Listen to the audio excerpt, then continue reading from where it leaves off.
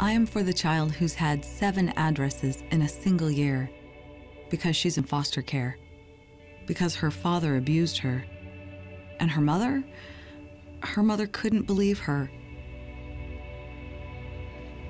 She is the child I am for. I am a volunteer child advocate. I am you. Florida residents call toll-free 866-341-1425. Now. It is the kind of weekend where an ice-cold beverage is probably the thing you want. A local businessman launching his own craft beer company, and he's targeting Hispanic customers. He's at the Sentinel today to tell us more about this new beer. Caitlin. Yeah, so actually you took the words out of my mouth, Andre. I was thinking whether a nice weekend means maybe a nice cold brewski. And I actually have Kyle Arnold, who's our restaurant and retail reporter in-house. And Kyle, you know, craft beer is a trend, but it seems that we have one local brewer taking it to sort of the next step. And let's talk about Boricua craft beer and Taino beer, which is like sort of its lighter sister beer. So talk to me about those two products. Yeah, exactly. It was a beer that was launched here a couple months ago by a local company at Altamont Springs. Danny Ramos is running it. It's being produced up in Cape Canaveral at Florida Beer Company. And it is a beer that is, you know, hoping the Boricua name means Puerto Rican. There's a huge population of Puerto Ricans here, hoping that he can, you know, create a connection between those people to get his name out. So when I think of craft beer, you know, I think it certainly targets a specific audience, but he's taking it a step further. Can you elaborate more on why target the Hispanic population? Yeah, there's like 500,000 Hispanics in this area. About half of those are Puerto Ricans, and a lot of Puerto Ricans and a lot of Hispanics are in that millennial age group, just like the rest of the country. And those people are kind of disregarding the beers their parents grew up with, and they want local beers. They want things that cater a little bit more to their taste, a little bit higher quality, and they're willing to pay for it. Sure. And so, where locally can we find this? There's a couple Publix around town in some of the bigger Hispanic pockets of town. Sedano's, Bravo's. There's a bunch of 7-Elevens. You can find them almost at all the ABC wine and spirits. They have a pretty big craft beer selection. Excellent. And so I know this isn't the only brewery or brewer looking to target this market. Who else is popping up, nationally? Yeah, there's some companies out of like Southern California, like Ohana Brewing. There's some other ones. What's really interesting about Boricua is I really haven't found many others that target Hispanics specifically. And you already see that done in the mass beer market with Corona. Exactly. Dos Equis things. Mexico's a pretty big beer market. But in terms of Americans, they've really kept it general so far, either localities like Orlando Brewing or Fat Tire, just a generic term out of Colorado. Excellent. And I just want to know, what has the reception been? If it's only been launched for a few months, what's the kind of feedback you're getting on this? It's doing pretty well in some restaurants around town, especially some like Puerto Rican restaurants that they really only offer, some of the big international beers, Heineken and things like that. They bring in a local beer. It says craft brew.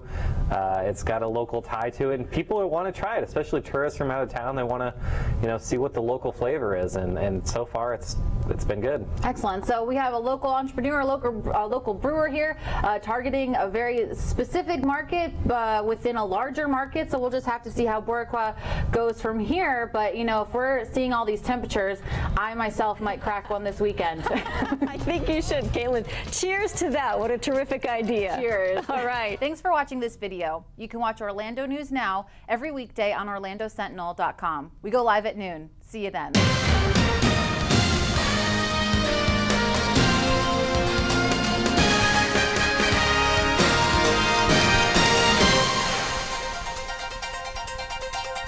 Hi, I'm Jose Miranda. This is Hispanic Speak on TV, brought to you each week on Bright House Channel 49, starting at 9:30 p.m.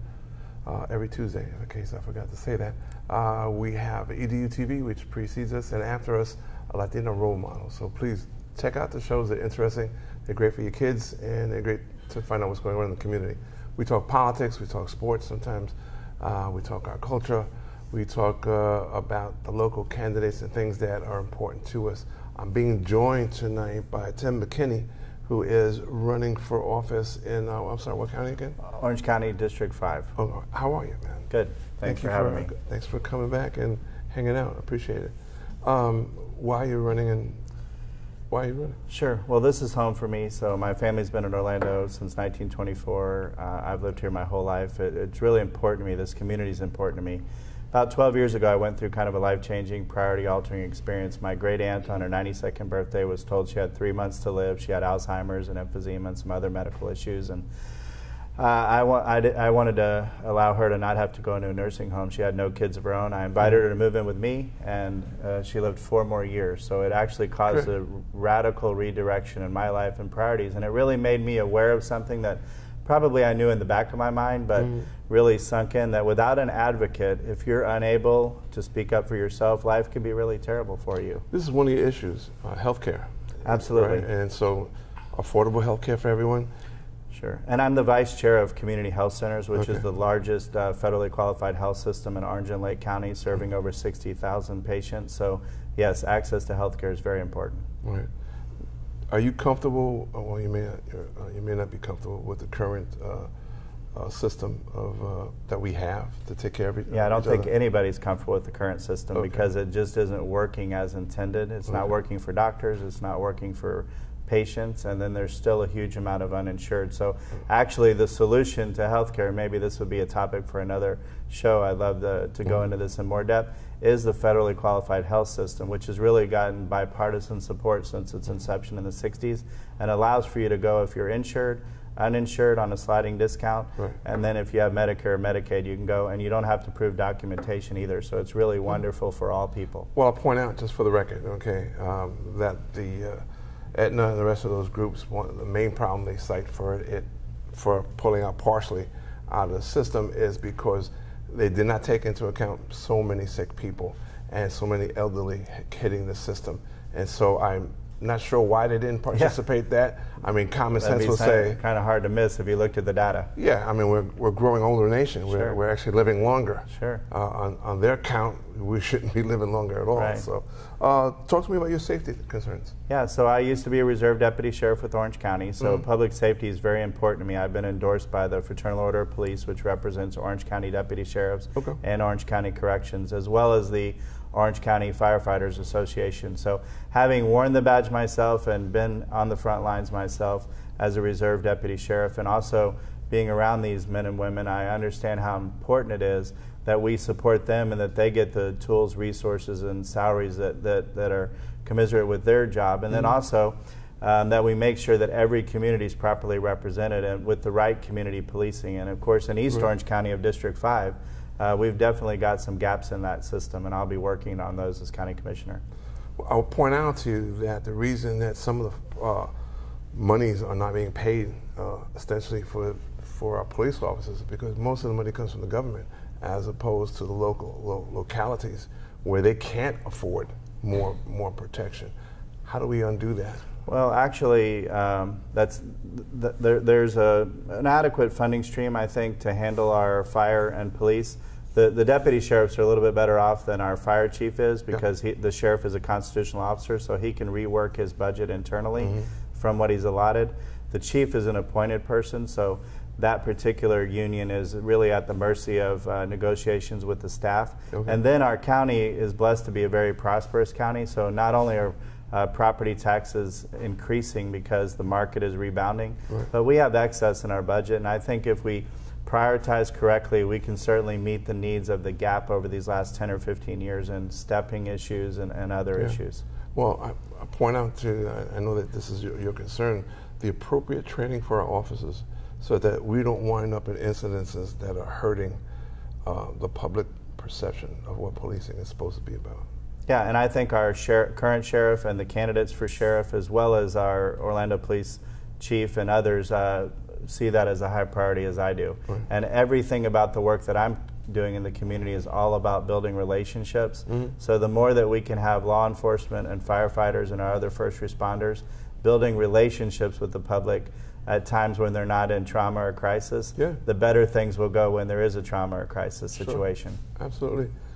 You want to bring money into your jurisdiction because they help build things and they help create things, getting that money in. How do you go about creating both a positive business environment and also a healthy housing situation for affordable housing so people will stay and not leave the county. Sure, and quality affordable housing is one of the top priorities that I'll have as county commissioner, because throughout the region there's not enough access to affordable housing, and we need to dramatically improve that. That's why we have in Osceola County families living in hotels. That's why in East Orange County in District 5 we have folks living in cars and buses and in the woods. So I will leverage influence to refocus attention on this issue. I'm on the board of Homeless Services Network now, which actually controls the HUD funding for the 3 counties, and we've moved to a housing first model to address our chronic homeless, our sickest among us, physically and mentally disabled, and we'll extend that and dramatically increase that inventory. Danny and I have visited the homeless in the woods, even homeless veterans in the woods, and while we pay a little bit more attention to the veterans, there are people that have been a couple of generations now living in the woods. Sure. And it does not seem that the city beautiful, perhaps, is not paying due diligence to that, because we still have them. Well, I think we're fortunate in the last 2 or 3 months, the Secretary of Veterans Affairs has declared us functional zero for chronic homeless veterans, the mentally ill and physically disabled. So we have made a dramatic amount of progress in the last 2 years on housing those chronically homeless veterans. We still have a lot of work to do, though, because they're a small percentage. They got whole communities, and that's why we're putting together a whole new coordinated entry system, which is much more efficient. And I, as a board member, along with the rest of our board, is really focused like a laser beam on making sure we move away from treating the symptoms of homelessness and poverty and work on the solutions to that. In the case of homelessness, it's a housing first model, which requires there to be adequate affording housing. I'd like to see you guys go out into the woods. I'd like you guys to be involved. Yeah, we are. And every day in my nonprofit work, we're engaged in that space. 80% of the chronic homeless in Orange, Osceola, and Seminole County actually live in District 5, according to the data. So they're either in downtown Orlando or they're in East Orange County. That's what I was going to ask you, the parameters of where they are. Okay. I don't know about you, but I drive only because the transportation, and I grew up in New York City where the transportation system is heaven. Right. Okay, even though people moan and groan about it, it still gets you. Yeah, it's a relative heaven, but it's relative. Okay. But here, you can go out and you can literally, I teach people, you can be fair-skinned like we are at 7 o'clock waiting for the bus. I'll pass you at 10, you have a tan, because you've been waiting for 2 hours. What are we going to do about that? Well, I mean, transportation infrastructure, again, is another important issue that I'll be working on. And Lynx is a bloated bureaucracy that is completely inefficient. If the leadership of Lynx... What would you replace it with? Well, if the leadership of Lynx were actually required to ride the bus themselves, they wouldn't do 90% of the issues of service would be worked out, because they would find that they would have trouble getting to meetings on time, and they would work on those issues. We've worked in transportation in my nonprofit work in East Orange County for the last 7 years, and we actually have the most efficient, highest ridership of any neighbor link in the system. So I'm familiar with that. My dad has had to use Lynx exclusively for the last 25 years, and now we're going to have to take ownership for Sunrail coming up soon. We better be able to get people that last mile to the train, or they'll never ride the train. Exactly. And so I'm a big fan of innovative models like Uber and Lyft as well. So we shouldn't be trying to kill those models. In fact, now that Uber and Lyft have kind of taken over our community and they've become so popular among all of us, I'm afraid you know what it's done? It's driven taxi cab companies to be better and more efficient. It used to be you called for a cab and they couldn't tell you when they'd be there. Now they've got apps telling you how far away the cab is. So innovation and competition is a good thing when it comes to transportation. How do we get a hold of you? You can reach me on my website, votetimM.com, and you can also email me at timmckinney2016@gmail.com. Will you consider yourself the conservative candidate? I consider myself a consensus builder and a relationship builder. I've been endorsed by the AFL-CIO and I've been endorsed by the conservative ministers. I've had Republicans and Democrats endorse me because I'm known in the community as someone that gets together, builds relationships, is a problem solver, and is committed to absolutely getting things done and not being bogged down by processes, people, and bureaucracies that hamper all of our success. Tim McKinney, thank you for joining me. I appreciate it. Thanks for having me. I'm Jose Miranda. This has been Hispanic Speak Out TV. We'll see you again, same time, same channel. Hola Florida! Introducing Boricua Beer and Taino Light Beer. Boricua and Taino Light are crafted beers that are rich in flavors and brewed right here in Florida. Taino beer has a crisp, refreshing Caribbean flavor style when enjoyed chilled. Boricua beer is a craft ale with full body flavor that is a beer drinker's beer. Boricua and Taino Light Beers. Enjoy responsibly. Hi, I'm Danny Ramos, and welcome to this week's edition of Hispanic Speak Out TV, brought to you for the past 14 years on Bright House Cable. Elections are happening now, and of course, our political discussion between Democratic, Republican, and Independents continues on Hispanic Speak Out TV. I am here with our hosts. Bill Garlington. Garlington is an author of a book. What's your book? It's Your Choice America, Conservative Views on Saving America. Okay. Greg Perkins? Conservative views on nothing, yeah. Greg, go ahead. You go, Greg. I'm Greg Perkins, EDU TV. EDU TV host, and Jose Miranda. I said that just in case you forget your name because I know the way you get. Hispanic Speak Out TV, go on. Host of Hispanic Speak Out TV. Okay, how are we going to start this off so there's no blood and guts on the table? Actually, we should start off with the fact that people need to get out and vote. This is a very key election. Okay. Okay, no matter on the down cards and the up cards. Right, that's a good subject to start with. Do you believe, votes all three of you, that people should be able to vote without showing an ID? No, they need to show an ID. Okay, and what kind of ID? You need to show some form just of a picture ID with an address. Okay.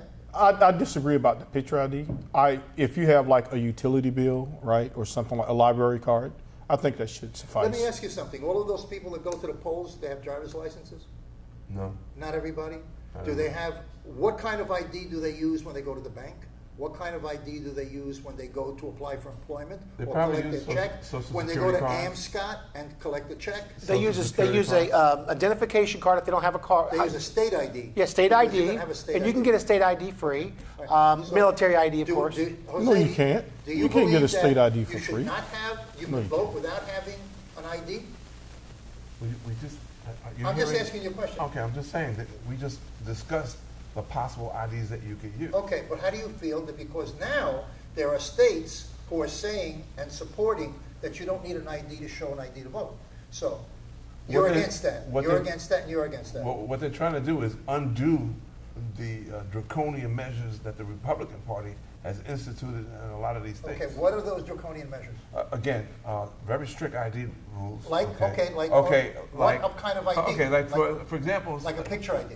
No, even birth certificates, okay? Because birth certificates is some of the older people. If they don't have a picture ID. Some of the wait, let me finish. Yeah. Some of the older people have lost have lost those IDs, okay? But they've been voting for years, years and years, So then in let me the ask same you this. place.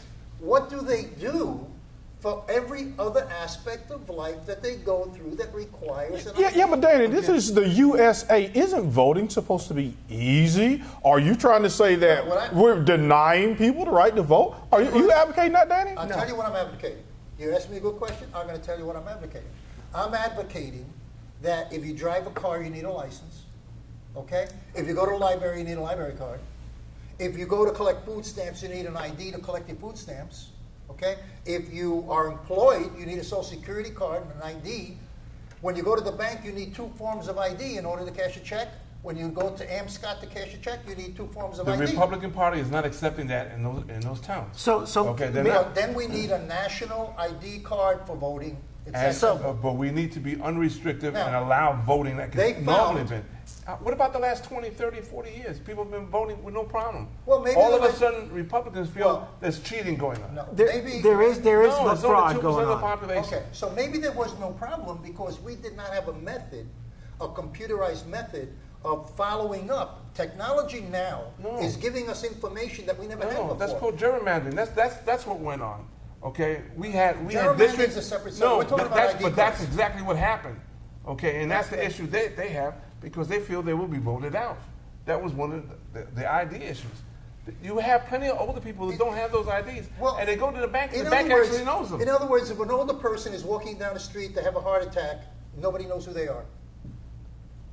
No, They don't know who they are. They don't know who to call. They don't know who your relatives are. And if they die, you put them in Potter's Field because they had no idea. They have a number tattoo on their arm, so we know. Well, I guess under the next administration. If that's the voter registration that you want, then that's fine. That's the next administration. So. All I'm saying to you is that in order to avoid voter fraud, so that nobody, Hillary's people cannot say that Trump did it. You're insinuating that something's wrong with the voting. There is. There is. It's proven? No, it's not. Not in the numbers that you want to. Well, we've proven that. Let me ask you something. How much did the Democratic Party lose the presidency by in Florida when Al Gore ran? What was the count? Very few, very little. Okay. 500 votes nationally. Okay. Very little.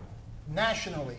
There is more than 500 votes being in fraud in the last election in the United States. There was more than 30,000 votes that were... Compare it to the overall population. And well, you're talking 500 determined the presidency. The win. Okay, but you don't. Okay, you just agreed that 500. You're making it more than it needs to be. I'm talking about the simplicity of what a vote is supposed to be. May I jump in? That's nice, but you got to prove that the one person is the one person. That's all I'm saying. A person needs to prove who they are, particularly in these days. They got to prove who they are.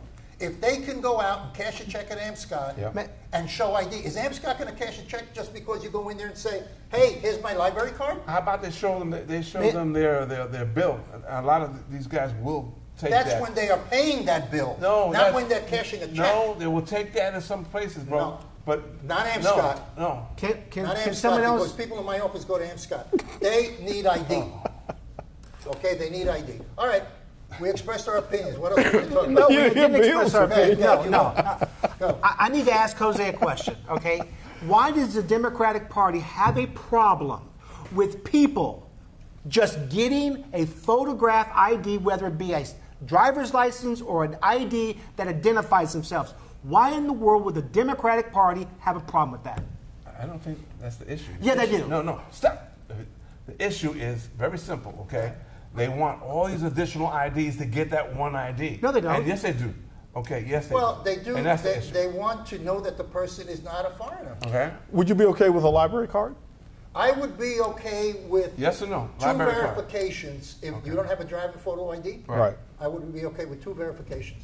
Okay. That have the same name on it, the same address. Right. A library card does not have an address on it. Yes, it does. Oh, it does? I think so, yeah. Mine goes back a long way. Yeah, what about a utility bill? What about a utility bill? A utility bill, I think, with a name on it, with a name on it, and a phone number for the person, I think that plus another ID. You know what's funny, right?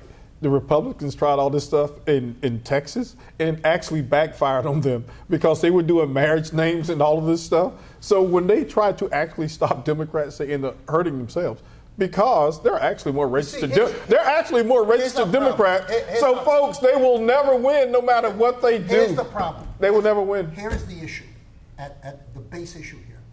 It becomes a Republican issue or a Democratic issue. That's what the problem is. It doesn't become an American safety issue. It doesn't become an American issue where all Americans. It becomes a Democratic issue or a Republican issue. It never became an issue till you guys have lost, the last, 3, 4 elections? Because let's talk about something. We have a Republican Congress and Senate. Yeah. There's a Republican. Not the president. No, that's one. There is not a That's the biggest one, bro. That's the one that counts. That's a misnomer. That's the one that counts. There is no elected Congress at this point, okay? Wait a second. That's a misnomer. No, what he was talking about Nobody was works there. The Republicans didn't have a position. The Republicans control the Congress of the United States. The Democrats control the White House. We've discussed that. I know. Okay, we discussed that before. He brought it up. All right, so what else you guys want to talk about? Trump tells the blacks, what do you have to lose as far as the Democratic Party? This is a fact now, okay? I want you to repeat what you just said. Trump does what? The Democrat tells the black community. He didn't say community. He said tells the blacks. Go ahead, Bill. He tells the blacks. You got to watch out because you got to be politically correct, even though you may have a different culture. The blacks. No, it's the blacks. Was that a local game? The Puerto Ricans. I don't mind. The blacks. It's the game. It's the game. Listen, right. I'm looking at Let me ask you something. Yes, I'm on. Whatever you're going to Go ahead, let Bill talk. Wow. Talk about the blacks, Bill. Go ahead. Talk about the blacks. Okay. Donald Trump has told the black community, I don't call them African Americans, I'll either call them blacks, Negroes, or coloreds, but I'm not going to call them African Americans. He says, what do you have to lose after 50 years? The Democrats, for the majority, have been in control, and the major U.S. cities have been controlled by the Democrats. And the black population is still in chains and still poor. So, what do you have to lose if you're a Democrat and you're a black person or a brown person and vote for a Democrat? You're going to just put those chains right back on for the next 4 years. What do you got to lose? No, let's talk facts here, okay? This is not, you know, an entertainment program. Okay, you want to sing, you go down the hall. No, we might as well sing about slaves. This is a bunch of BS coming from you and him. Go ahead. I didn't say anything. Okay. I didn't say anything. Bunch of Republicans. That's what you guys are. Don't say I said something that I didn't say. Yes, you did. Go ahead. You always say something. Respond. Good. I got a question for you. Oh, here we go again. Okay. What? No. Has the poverty of the black community increased or decreased with Obama as president? It depends on what neighborhood you are. All right. Housing. Neighborhood. Where's the housing? Depends on my neighborhood is fine. Okay, you don't live in a black neighborhood. Okay. You don't live in Detroit. You don't live. So you're saying I'm talking about. You're talking about minorities. You just don't want to answer the question. No, you want. No, I was specific. You want ghettos. I said. You want to talk about ghettos. Black communities. Yes, it has. Home ownership increase. Okay. No. With Obama. Yes or no? People have been successful. You can't. You're not you can't put no because all you want to do is talk about ghettos. 58% of black teenagers are unemployed. You want to talk about 58%. That's like speaking about Warsaw. What do you got to lose? Warsaw's going to change, right? Come on, give me a break. Oh, you're saying the black community is like Warsaw? You are comparing it. I've never said that. No, absolutely not. All I said was very simple. Has the home ownership in the black community gone up under Obama? Yes or no? What was Obama supposed to do? Loan everybody money to buy a house? That's the answer. Okay. Hope and change. Wait a Hope second. and change. Has employment of black youth gone up under Obama in the last 8 years? Yes or no? Yes. But what is your point? My point is that what do you have to lose? That's the point. The black community in the United States has actually gone down economically under Barack Obama and the Democratic Party. Is that why he discussed it? Okay, I get that. I still don't understand your point, though. What is your point? That's my point. What, that Barack Obama has caused that? I am saying the Democratic Party has caused that, sir. The Democratic Party. The liberals, progressives has caused the black and all these other folks to be in poverty for over 50 years. Remember what I told you? Puff, puff, pass, pass. Okay? Okay. All right. If you want to vote Democrat, vote Democrat. What is stopping? Yes, it was. What was the question? No, I was just saying, so Barack Obama is directly responsible for that? I think he's the president. That if that was a Republican president, everybody would have been screaming bloody. You mean like Ronald Reagan? The fact of the matter is, he improved blacks. He improved blacks. He improved blacks. From he the helped blacks. Excuse me, I'm trying to talk, Jose. The fact of the matter is, you have not heard anything from the black leadership regarding the downfall of the black community even further under President Obama. But what is the black leadership? I don't even know what that is. Well, the NAACP, the Jesse Urban Jackson, League, all these guys Al claim to be black Sharpton, leaders. Black Lives Matter, saying we are worse off than we were before. Of course not. They're not doing that. Oh, no, there have been some guys who criticize Barack. Tavis Smiley, a couple of if you go on to a couple of the talk shows, there are the black conservative blacks. Yeah, and they're called Uncle Toms. When they're conservative blacks, they're called Uncle Toms. The bottom line is, we only have a minute. The bottom line is, factually, the black community has gone down. Now, I go back a long way. So the solution is to vote for a Republican? Excuse me. I used to be a Democrat in New York. Okay? I know, and I was on the inside of all the money that came in from the White House under Johnson to go into the black and Hispanic community. It never filtered out. Great society. Okay? They took the money and they ran with it. They didn't put it with, and we're still doing that. The federal government. The leadership of the Hispanic community. The Democrats. And the black community. The Democrats. Okay? The progressives. Ramon Velez is in the Bronx. And all of those guys in the Bronx that were controlling all of those millions of dollars, they landed up taking the money. So when they did another Republican administration, it was okay, right? Stand by. Don't vote and Democrat. We are going to. Jose's going to interview a couple of political leaders that are going into the primaries this week. We'll talk to you later.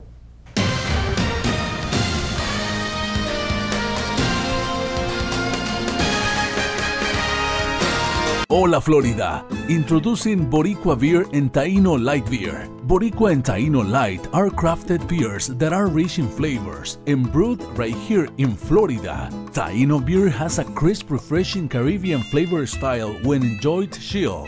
Boricua beer is a craft ale with full body flavor that is a beer drinker's beer. Boricua and Taino Light beers. Enjoy responsibly. I am for the child who's had 7 addresses in a single year because she's in foster care, because her father abused her, and her mother couldn't believe her. She is the child I am for. I am a volunteer child advocate. I am you. Florida residents call toll-free 866-341-1425.